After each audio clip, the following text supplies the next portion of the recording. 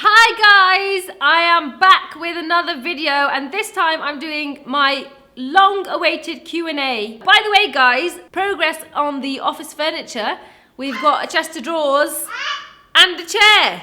So I'm just going to go on the most recent question. So we have somebody called Low-Key My Own Hype Man said, how to get into fashion and would it work if your designs were cultural related? I'll just answer the second part to that. First of all, yes, they would work if they were culture related. If you have a look at most designs on the runway and massive fashion houses nowadays, absolutely everything is derived from some kind of culture. And actually, most of the time it is a case of cultural appropriation. So as long as you don't do that, then you'll succeed. Actually, you'll succeed even if you do appropriate, because that is basically how the world works, unfortunately. The first bit to that question, how to get into fashion. If you're young enough and you are yet to go to university, definitely do it as a degree.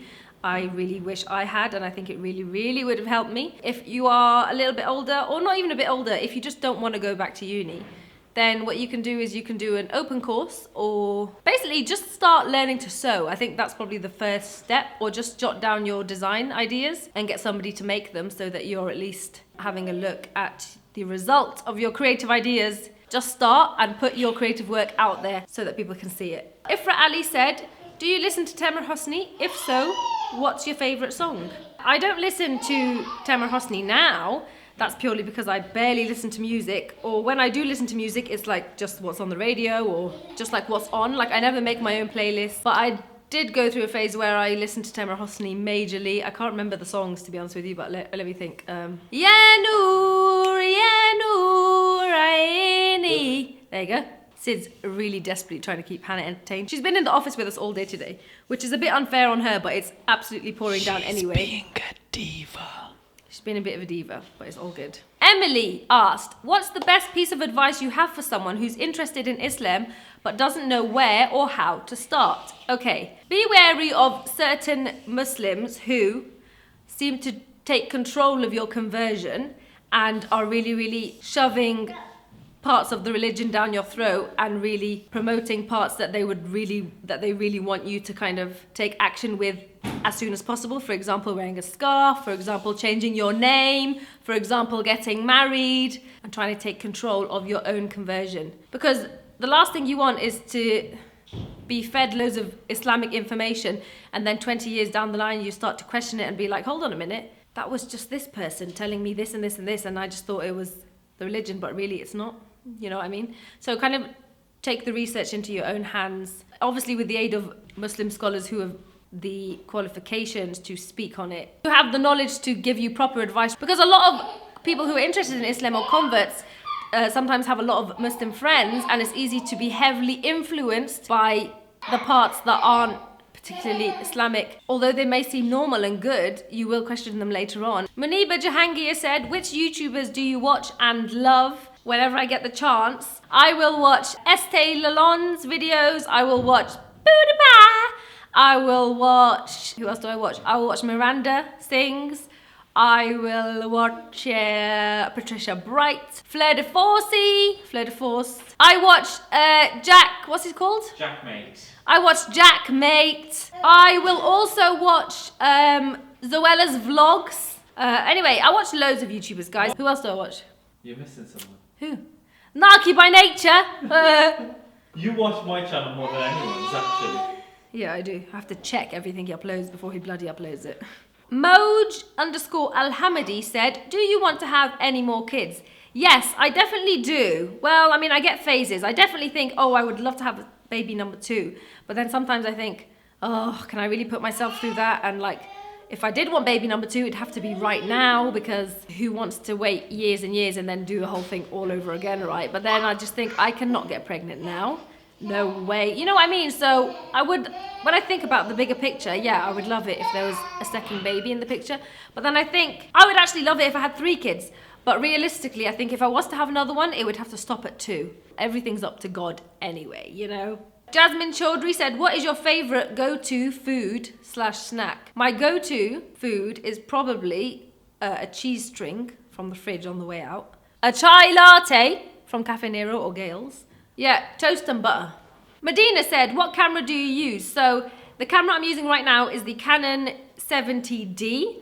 My vlog videos, they are the Canon G7X. Hopefully by the end of today it will be the G7X Mark II if I can get my bloody hands on it because it's sold out everywhere. Labour Fayaz said, how tall are you? I am 5'5" or 5'6". Hodan Hassan, how do you manage being a mum and YouTuber? Well, as you can hear, Hannah is in the back making all kinds of racket and Sid is basically pacing up and down the office trying to keep her entertained. So really, I only managed to do it with the help of the husband. So thanks very much for that, Sid. Alia said, what's your favourite moment of the Oscars? I didn't watch it. Have you ever thought of starting your own makeup line? I don't know if I answered this in some other video before. I have totally thought about starting my own makeup line and I really want to because I've had some ideas for some products that I think are really not out there, I think. But then again, when it comes to makeup, like literally everything's out there, so you never know. But I've had ideas where, you know, things that would be really, really handy and just make life easier for people on the go. I definitely have thought of that, but it's not the right time and I feel like I'm not a massive makeup connoisseur to be able to have my own makeup line. But having said that, most people have their own makeup lines and they don't know shit about makeup. So you can do anything nowadays, can't you? Power of social media. Throw that shade, Nina, throw it. Who's the shade at? I don't know, but throw that shade. No, this isn't. Everybody think, whenever I have a little rant or anything about social media or the modest industry, everybody thinks I'm throwing shade at people. And I'm not throwing shade at specific people. It's about things that I see in general.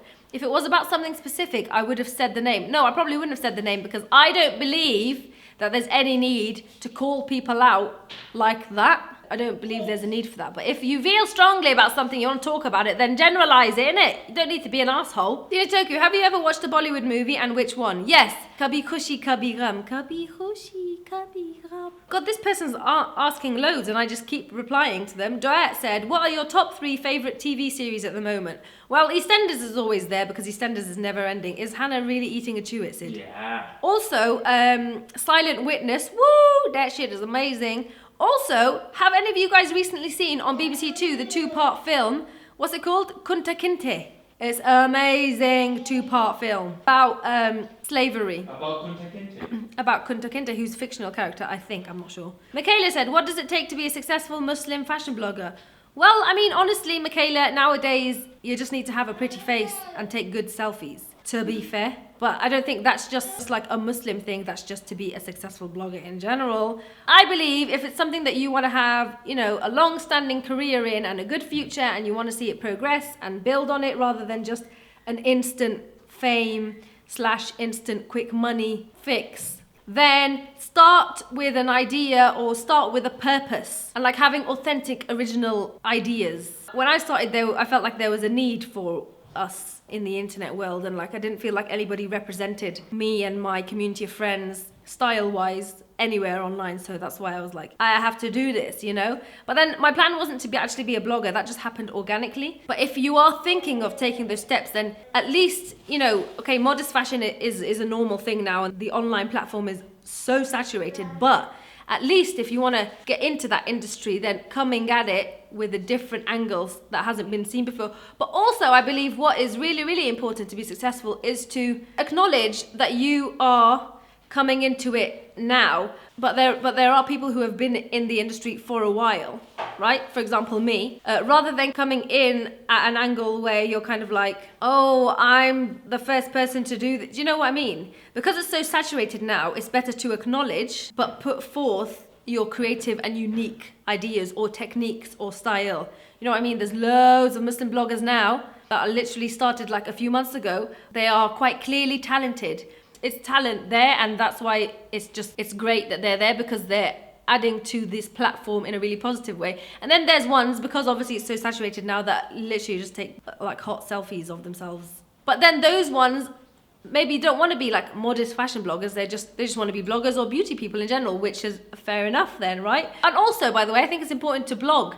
Like even me, for example, I've neglected my actual blog for ages and ages, and I'm like getting back on it, by the way, don't worry. What we've got to remember at the end of the day, guys, Instafame is just Instafame because Instagram is just an app at the end of the day, whereas your own blog and your own website is yours, so everything you put on there is yours, whereas Instagram is just an app, right? It's impossible to have a different kind of idea nowadays. You know, so many people are online for the same purposes and the same kind of market, which is fine because there's space for that.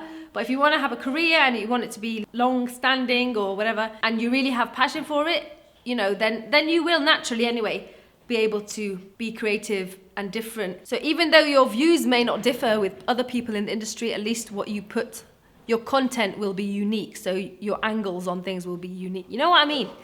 You get me, bro. Anyway, who of your ancestors is Turkish and how does it feel to be Turkish? Hope you'll see my question. Really, I think I'm Egyptian because I was brought up in Egypt and that's my culture, you get me? But my dad's mum's parents, I think, have Turkish in them and then they're Turkish through that side, from my dad's mum's side.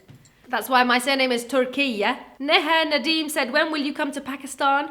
I have no idea, but it's definitely still on my list of things to do. I really, really need to go to Pakistan at some point, honestly. I really, really want to go, but we kind of would prefer to go with somebody that we know because probably be easier because Sid is just terrible with the language. In fact, one of my next videos is going to be me teaching Sid Arabic finally and him teaching me Pashto. Finally, I think I mentioned I wanted to do that video about a year ago, but I'm going to get around to it. Mariam said, what is something about yourself that you want to change but probably never will?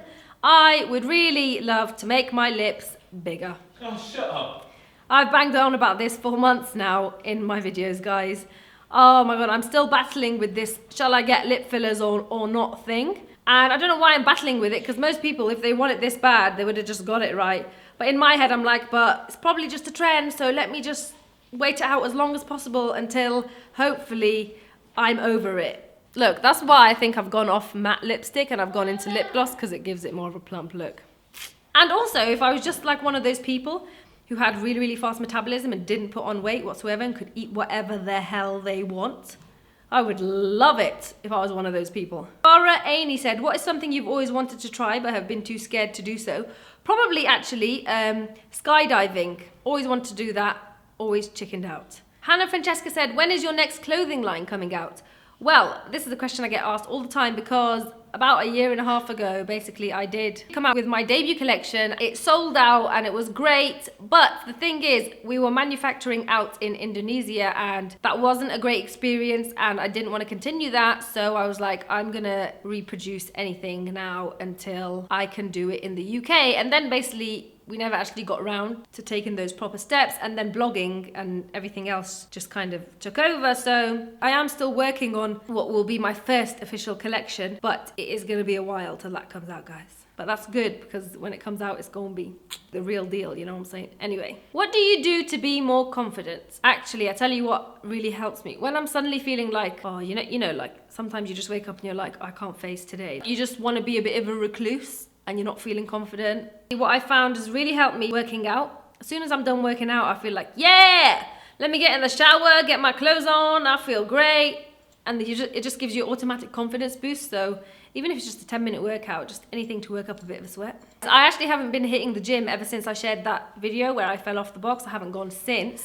What I've been doing to work out is like YouTube dance videos. I actually go on this one specific YouTuber, he's called Fitness Marshall, and he does like hip-hop workout routines to like one song. So literally one video is the duration of the song, and because the song is like so great and you're dancing, time just goes so quickly, and before you know it, you've done half an hour worth of music and dancing, and it's the most fun way to work out on this planet. Plus you're learning really cool dance moves, which gives you a confidence boost 100% already. And I spat on the camera, sorry. Anissa said, are you and Sid planning to go to Hajj anytime soon? Sid has actually done Hajj once, but I haven't been at all. Well, and we want to do Umrah together. we need to do Umrah together first, actually. Yeah, we should really do that. And it'd be really nice to take Hannah, I think. Boutique Denana said, how passionate and proud are you about being Welsh? I'm actually not Welsh. I wasn't born in Wales. I was actually born in Egypt, and then I grew up in London and came to Wales when I was 11, 12. But I did spend the majority of my, You're